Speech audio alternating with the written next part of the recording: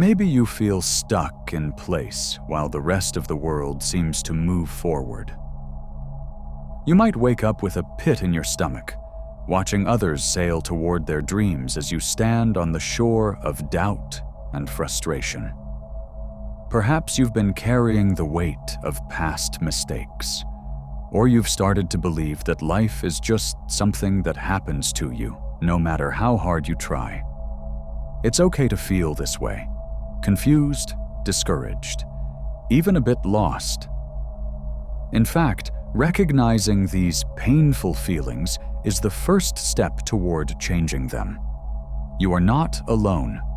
Many of us silently fight the same internal battles, questioning our worth and our ability to shape a happier future. But here's the empowering truth. The key to breaking free has been inside you all along. Right now, certain beliefs about yourself and life might be holding you back like invisible chains.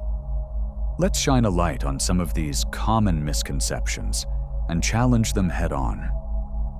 I have no control over what happens to me.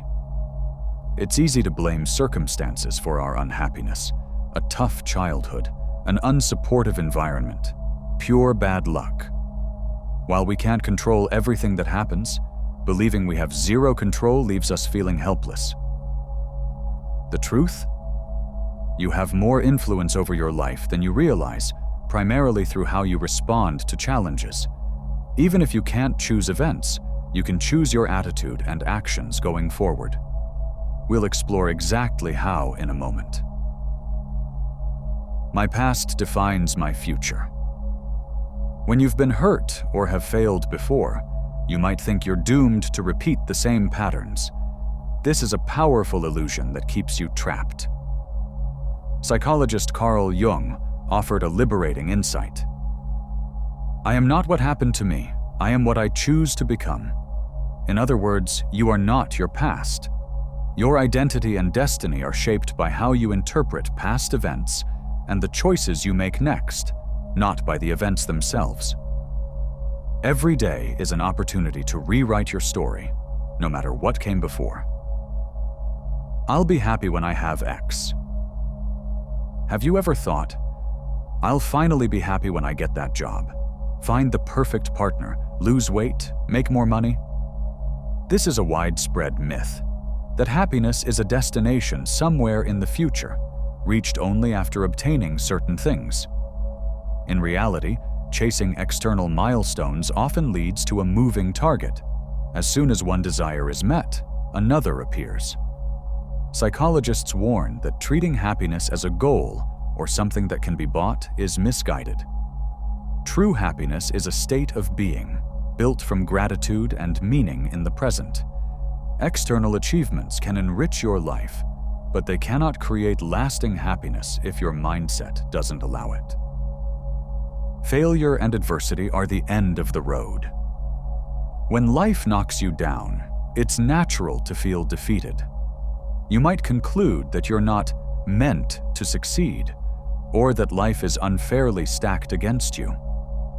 This belief makes every setback final in your mind, draining your motivation to try again. But what if a failure was not an end point, but a teacher in disguise? Many successful people will tell you their greatest growth came from moments of failure. If you believe, I'm just a failure, you'll avoid risks and stay stuck. By contrast, seeing failure as a temporary event, even a necessary step toward learning, gives you resilience to persevere. Remember, every story of triumph has chapters of tribulation. Your challenges can be catalysts for growth, not confirmation of defeat. Take a moment to reflect. Which of these thoughts sound familiar to you?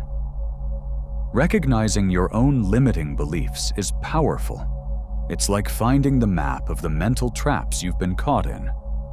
Now, with this map in hand, you can start to change your route. What if the greatest factor in your happiness and success isn't your circumstances, but how you think about them? This idea is at the heart of many philosophical and psychological teachings, from the Stoics of ancient Rome to modern self-help pioneers like Napoleon Hill. It all points to one radical insight. By changing your inner world, you change your outer world. Psychiatrist Carl Jung observed that much of our life is driven by unseen internal forces. Until you make the unconscious conscious, it will direct your life and you will call it fate, Jung wrote. In plain terms, the secret beliefs and assumptions you haven't examined, your unconscious thoughts, can end up controlling your decisions and outlook. You might keep seeing yourself as a victim of fate, when in reality, your own mind is scripting the narrative.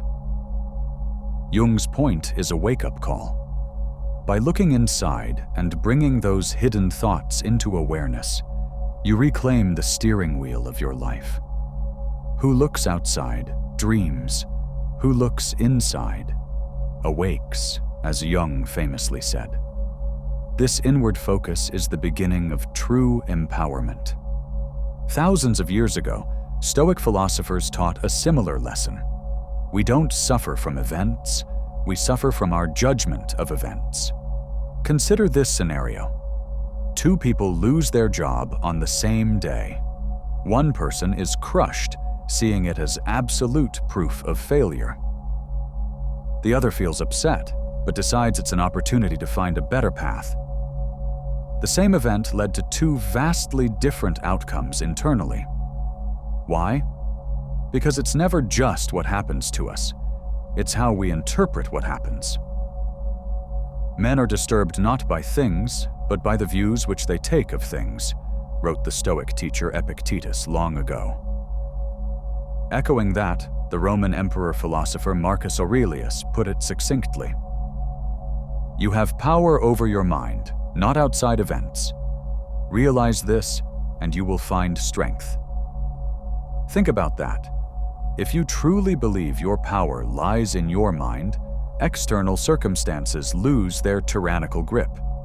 You can't always control other people, the economy, or random setbacks, but you can control your attitude, choices, and efforts. This shift in mindset, from focusing on what's outside your control to what's inside it, is what psychologists call moving from an external locus of control to an internal locus of control. Instead of saying, "Life happens to me," you begin to say, "Life happens around me, and I happen through life. I choose how to respond." Embracing an internal locus of control is liberating. Research has shown that people who cultivate this internal sense of personal responsibility tend to be more independent, resilient, and confident in their ability to succeed. When you believe you influence your outcomes, you're more likely to take initiative and persevere in the face of difficulty. Even in situations where outcome is uncertain, you focus on the part you can do, and that often makes all the difference. As one Forbes article wisely put it, in simple terms, if you cannot change the circumstances, then change your attitude toward them. In psychological terms, this is referred to as shifting the locus of control from external to internal. In other words, when you can't fix the situation, you fix your mindset. This is the essence of personal responsibility. Napoleon Hill, in his classic Think and Grow Rich, called this the secret to success. He famously wrote, "Whatever the mind can conceive and believe, it can achieve." Hill's language may sound grand, but at its core, it aligns perfectly with what we're discussing. It's not about magical thinking. It's about the power of belief. If you conceive a vision for yourself and truly believe in it, you are far more likely to take the actions needed to achieve it than if you doubt yourself at every turn. Hill's lesson is that success begins in the mind. Your dominant thoughts, of confidence or of fear, of purpose or of aimlessness, tend to translate into your reality by guiding your actions and reactions. take a moment to ask yourself a tough but important question. Are you living as the protagonist of your story, or as a spectator convinced that circumstances and other people dictate your script? Shifting to an internal locus of control means fully accepting that you are the author of your responses. This doesn't mean denying that bad things happen. It means refusing to hand over the pen that writes your life's meaning. When you adopt this mindset, you move from reaction to creation. You start seeing choices where before you saw only inevitability. This is incredibly empowering, and it also comes with responsibility, because there is no one left to blame. But rather than finding that scary, you can find it exciting. It means your growth and happiness are in your hands. Life will always have ups and downs, calm days and storms, successes and setbacks. Empowering thoughts don't make the waves of life disappear. They change how you weather them. A crucial part of developing a strong inner life is learning acceptance, detachment, and resilience in the face of things you cannot control. Acceptance means seeing reality for what it is, without getting stuck in denial, complaint, or wishful thinking. It's not passive resignation. It's the foundation for wise action. When you accept that something has happened, or that a challenge exists, you conserve energy that would otherwise be wasted yelling at the universe, "It shouldn't be this way." Instead, you can redirect that energy toward a productive response. A helpful question to ask yourself in any tough situation is, what parts of this can I actually control, and what must I simply acknowledge and move through? By accepting the uncontrollable, you free yourself from fruitless worry and make room for constructive solutions. Closely related is detachment.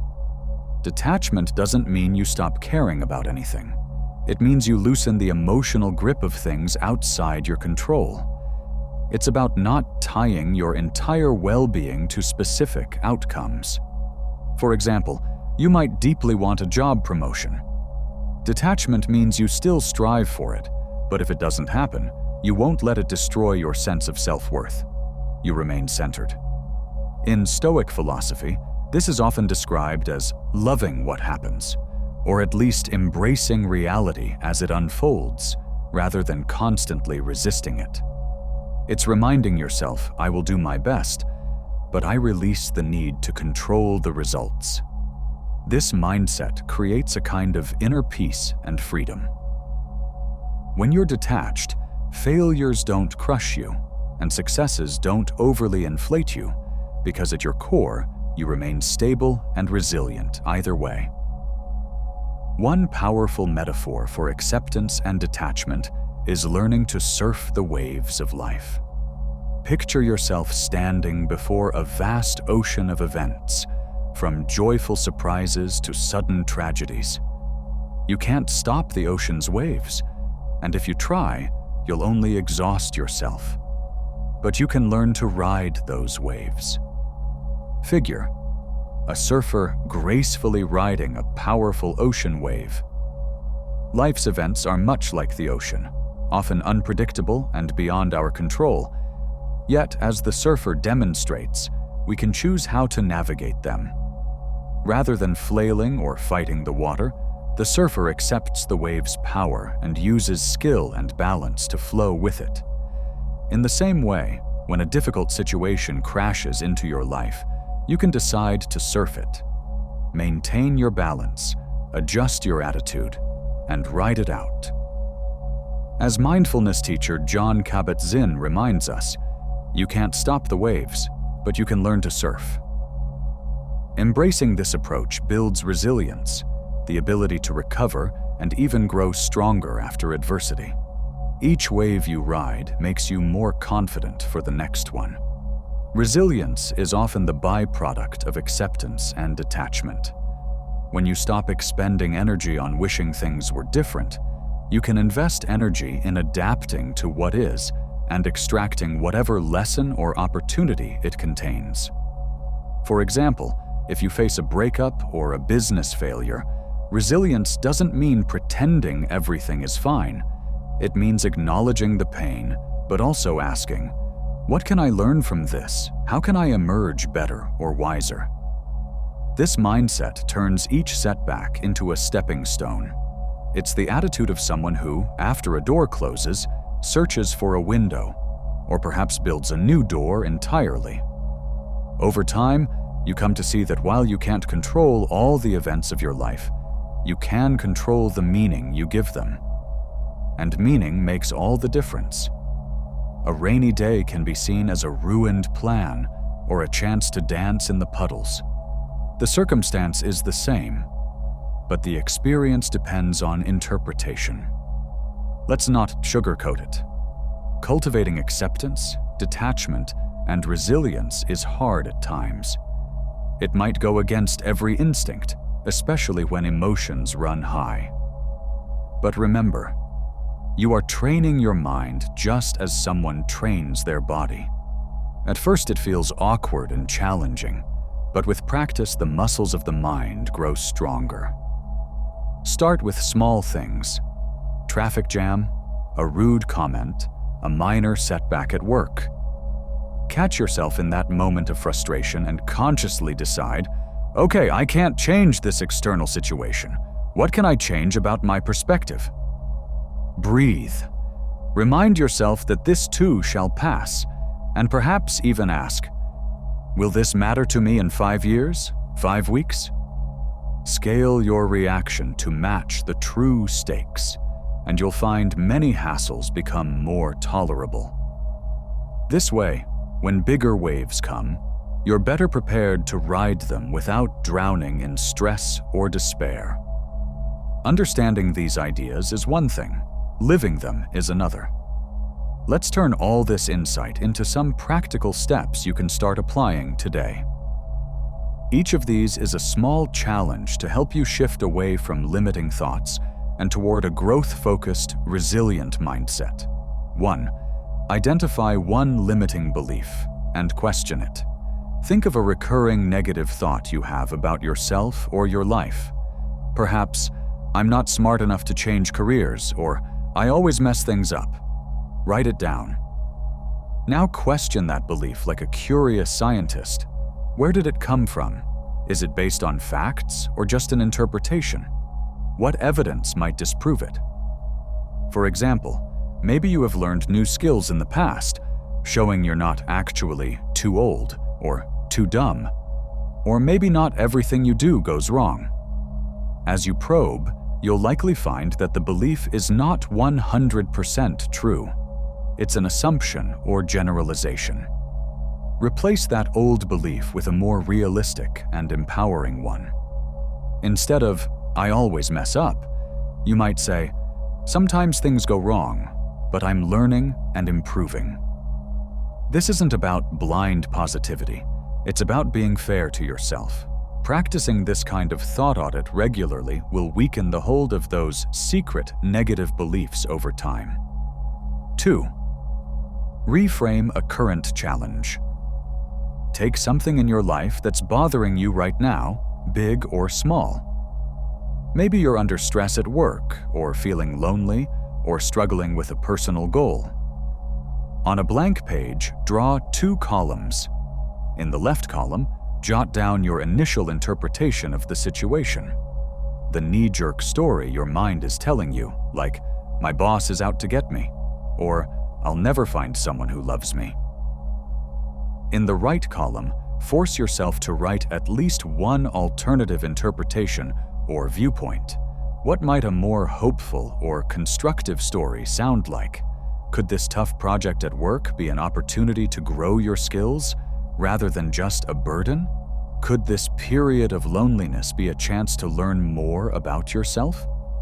Could a mistake you made be an important lesson in disguise? By generating alternative narratives, you practice the art of reframing. You're not denying the challenge. You're simply choosing to also see a perspective that helps you cope or grow. Oftentimes, this exercise reveals a path forward, or at least reduces the overwhelm. It reminds you that no situation has only one story, and you get to choose which story to dwell on. 3. Practice the pause and choose your response. For the next week, implement a simple but life-changing habit.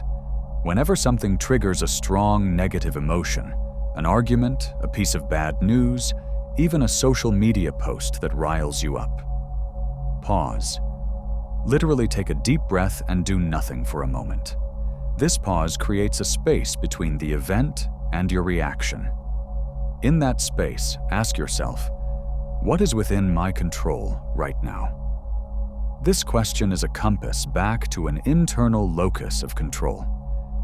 Maybe you can't control the other person's words or the news you heard, but you can control whether you reply with anger or with calm, whether you panic or seek solutions.